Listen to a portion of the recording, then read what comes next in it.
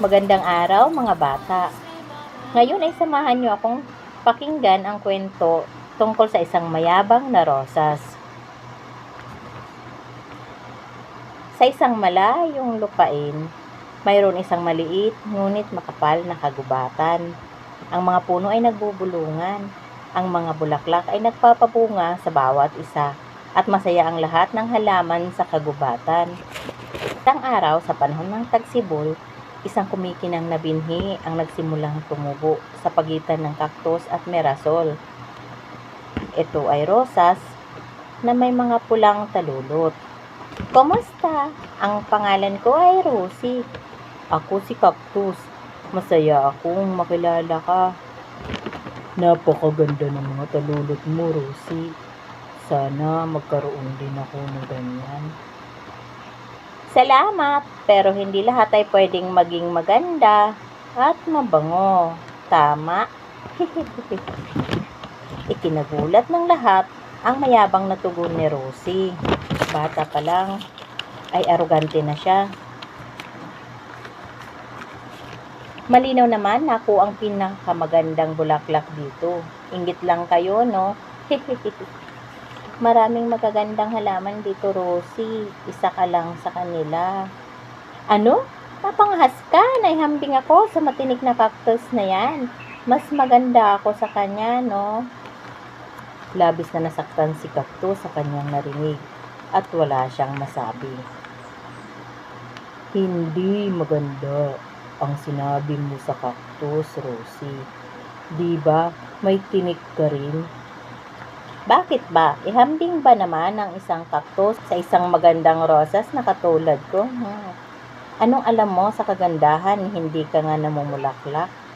Ang cactus, ang merasol at ang puno, dismayado sila sa ugali ni Rosie dahil patuloy itong pinupuri ang kanyang sarili.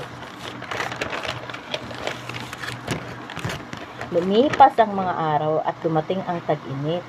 Tuwang-tuwa si Merasol. Paghapong sinusundan ng kanyang dilaw na mukha ang sinag ng araw. Si Cactus naman ay iniinom ang tubig na inimbak niya noong taglamig at nanatili siyang malusog sa buong tag-araw. Binibisita pa nga siya ng mga maliliit na ibon upang makahingi ng pag-inom. May mga halaman na walang kakayahang makaimbak ng tubig tulad ni Cactus para sa mainit na panahon at isa si Rosie sa nauuhaw. Uulan pa kaya dito? Sa panahon ng taglamig pa, dadating ang ulan, Rosie.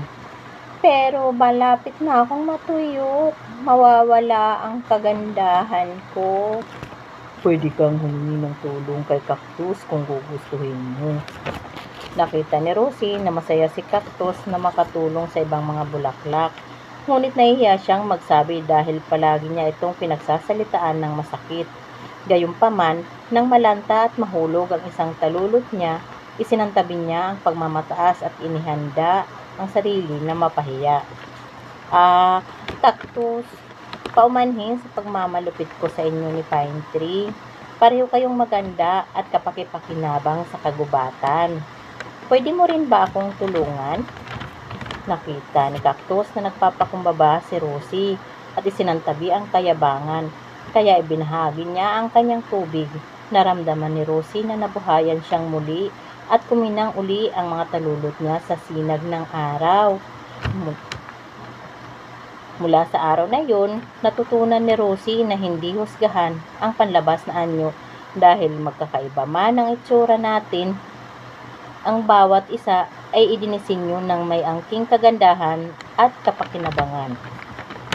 Magsilbing aral sana ang kwentong ito na anuman ang katayuan, hindi tayo pwedeng maghusga ayon sa ating nakikita ng ating mata. Maging mapagpakumbaba kung kinakailangan. Maraming salamat!